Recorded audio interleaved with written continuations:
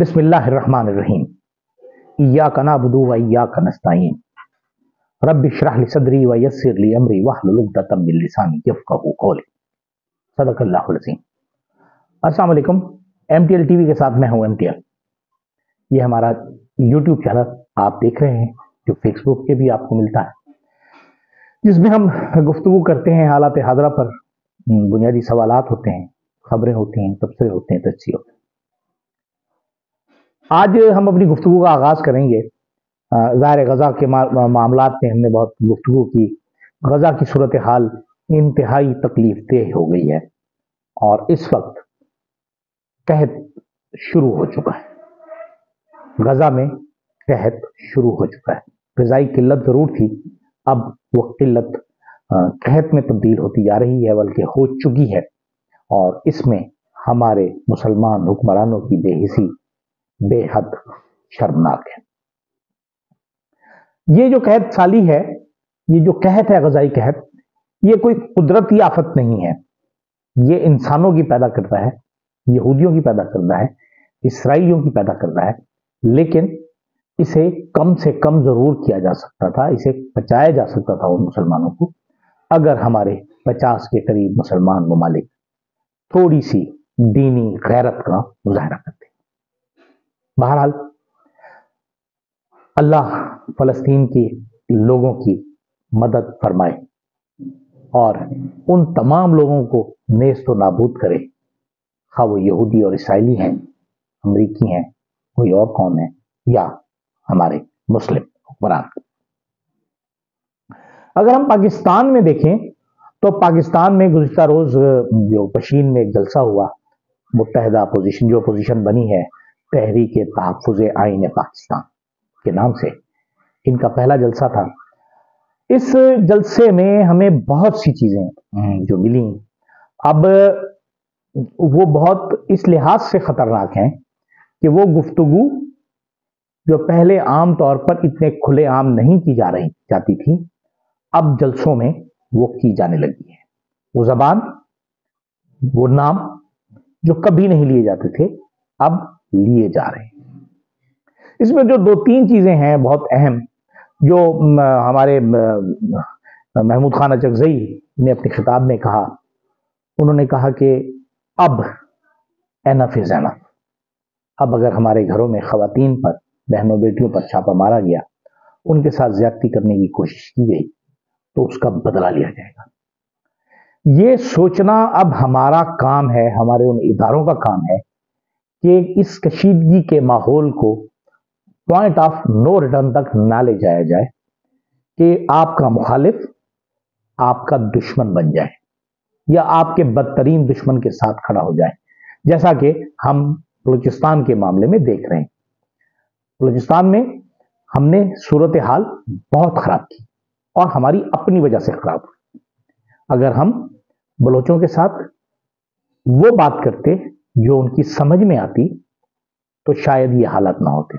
और दरमियान में एक ऐसा पीरियड भी आया 14-15 में, जब बलूचिस्तान में जो सदरन कमांड के कोर कमांडर थे जनरल जंजुआ, उन्होंने जब बलोचों के साथ नेगोशिएशन शुरू की थी, उसके बहुत ही ज्यादा मुस्बत असरात मिले थे। लेकिन बदकिस्मती से हम अच्छी बातों को ज्यादा बेहतर अंदाज में चला नहीं सकते। हम हर जगह अपनी रेट कायम करने की कोशिश करते हैं, खा वो दादागिरी से ही क्यों ना हो।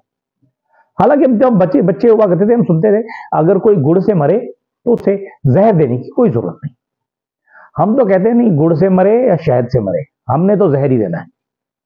और उस जहर का जो रिएक्शन है वो अब हमारे सामने आ रहा है। बलूचिस्तान में जो कुछ हो रहा है, या जो गुज़िश्ता रोज नोशकी का वाकया हुआ, जिसमें 9 लोगों को उन्होंने शनाख्ती कार्ड देकर उतारा बस से और कुछ दूर ले जाके उन 9 के 9 अफराद को मार दिया, यकीनन ये दहशतगर्दी का बदतरीन वाकया है और इसकी पुरजोर मजम्मत करते भी हैं और होनी भी चाहिए।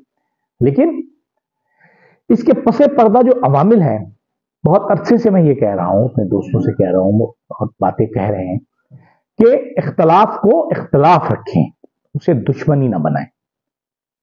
हमने اختلاف کو اختلاف نہیں رکھا، ہم اس جگہ تک لے گئے جہاں تک وہ دشمنی بن گئی اور ذاتی دشمنی بن گئی۔ اب ایک طرف سے ایکشن ہوتا ہے، اب اس واقعے کو بنیاد بنا کر ہمارے سیکورٹی ادارے کچھ اور کریں گے، اس میں گناہ گار مارے جائیں، بے گناہ مارے جائیں۔ اب یہاں اس جنگ میں کوئی یہ نہیں دیکھ رہا دونوں طرف سے کہ اس میں مرنے والے اور مارے جانے والے کون لوگ ہیں، گناہ گار ہیں۔ جیسا کہ حضور اکرم صلی اللہ علیہ وسلم کی ایک حدیث ہے کہ انہوں نے فرمایا کہ ایک وقت ایسا آئے گا کہ جب مارنے والے کو یہ پتا نہیں ہوگا کہ میں کیوں مار رہا ہوں، اور مرنے والے کو یہ پتا نہیں ہوگا کہ میں کیوں مارا جا رہا ہوں۔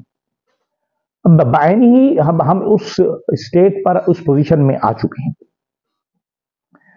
جبکہ دوسری طرف اگر ہم دیکھیں تو پاکستان میں فورسز جو ہیں، میں بار بار کہہ رہا ہوں، تقریباً ہر پروگرام میں کہہ رہا ہوں کہ کے پی کے اور بلوچستان اب وہ آتش فشاں بن چکے ہیں، جہاں ایک چھوٹی سی غلطی بھی ہمارے ملک کو نعوذ باللہ میرے منہ میں خاص ختم کر سکتی ہے۔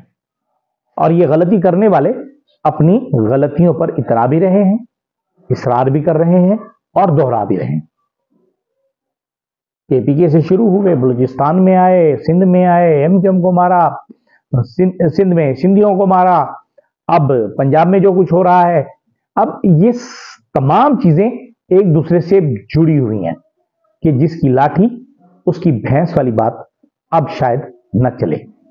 اب پہلی مرتبہ پاکستان میں ہوا کہ ایک ایسا لیڈر آیا جس نے آ کر اسٹینڈ لیا اور کھڑا ہو گیا سامنے اسٹیبلشمنٹ کے سامنے۔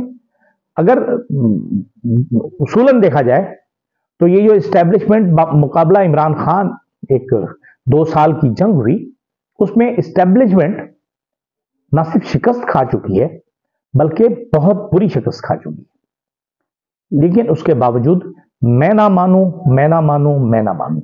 اس سے کیا ہو رہا ہے کہ ہمارا ملک نہ تو ترقی کر پا رہا ہے، نہ سیاسی استحکام آ رہا ہے۔ اب جو لوگ بھی اقتدار میں بیٹھے ہوئے ہیں، وہ وزیر اعظم ہوں، گورنر ہوں، صدر ہوں، آرمی چیف ہوں، جن کے پاس اختیار ہے، اختیارات، صاحب اختیار لوگ، اب سب سے زیادہ ذمہ داری ان کی بنتی ہے کہ وہ قدم آگے بڑھائیں اور آگے بڑھا کر اس ملک کی بہتری کے لیے کوئی کام کریں۔ اگر یہ نہیں کریں گے تو تاریخ انہیں بہت برے الفاظ سے یاد رکھے گی۔ یہ سوچنا اب ہر ایک کا کام ہے، جیسے جنرل باجوہ کا نام لیا جا رہا ہے، اور جو گزشتہ روز اختر مینگل صاحب نے اپنے خطاب میں کہا، انہوں نے بھی یہی کہا کہ اب ہم نام لیں گے۔ انہوں نے نام لیے بھی، انہوں نے فارم 47 کی حکومت کو مسترد بھی کیا، اور انہوں نے ایک لفظ استعمال کیا جس کا مطلب تو نیم فوجی حکومت تھی کہ اسٹیبلشمنٹ کی حکومت ہے پاکستان میں بھی اور بلوچستان میں بھی۔ تو اب یہ جمہوری حکومت تو رہی نہیں، یہ نیم فوجی حکومت ہو گئی کہ جس میں 3 ایک ہی خاندان کے لوگ ہیں، بڑے امپورٹنٹ وزراء، چوتھے جو ہیں ان کے وہ ہیں کزن ہیں، یعنی انہوں نے اپنے لوگوں کو وہاں بٹھا دیا ہے جہاں کی پوسٹ پہ ان کی بات مانی جائے گی۔ اس طرح حالات بہتر نہیں ہوں گے، حالات بد سے بدتر ہوتے چلے جائیں گے۔ دوسری طرف ایران اور اسرائیل کا جو تنازع ہے وہ بڑھتا چلا جا رہا ہے۔ لوگ کہہ رہے ہیں، امریکی رپورٹیں کہہ رہی ہیں 24 سے 48 گھنٹے میں ایران جو ہے حملہ کر دے گا، لیکن میری ذاتی رائے یہ ہے کہ جو اب تک میں نے دیکھا ہے اور میری اپنی اسسمنٹ ہے کہ ایران کبھی براہ راست حملہ نہیں کرے گا۔ وہ کچھ لوگوں سے، لبنان سے، یمن سے، ادھر ادھر سے تو کام کروا سکتا ہے، لیکن حزب اللہ سے کروا سکتا ہے، لیکن خود براہ راست اس میں حملہ آور نہیں ہوگا۔ اس کی وجہ کیا ہے، اس پر ہم کسی اور وقت گفتگو کریں گے۔ اور تحریک تحفظ آئین پاکستان ایک بہت خوبصورت نام ہے، حالانکہ ہمارے ملک میں آئین تو اسی دن ختم ہو گیا تھا جب 90 دن میں کے پی کے اور پنجاب اسمبلیوں کے انتخابات نہیں ہوئے تھے، اور ان کو ملتوی کرنے کے لیے ہمارے بڑے بڑے جوہادری، بڑے بڑے ہمارے سیاسی رہنما، ماہرین قوانین، انہوں نے اس کے لیے بہت سی دلیلیں دی۔ آج وہ لوگ جو ہیں، سینٹ بھی مکمل نہیں ہے تب بھی الیکشن کروا لیتے ہیں، وہاں انہیں آئین کے تحفظ کا خیال نہیں رہتا۔ خدا کرے کہ میرا ملک ان تجربہ گاہوں سے باہر نکلے، ان کے تجزیوں سے باہر نکلے، ان کے تجربوں سے باہر نکلے اور حقیقی معنی میں ترقی کا سفر شروع کرے جو ہماری منزل بہتری کی طرف لے جائے۔ اجازت دیجیے، اللہ حافظ۔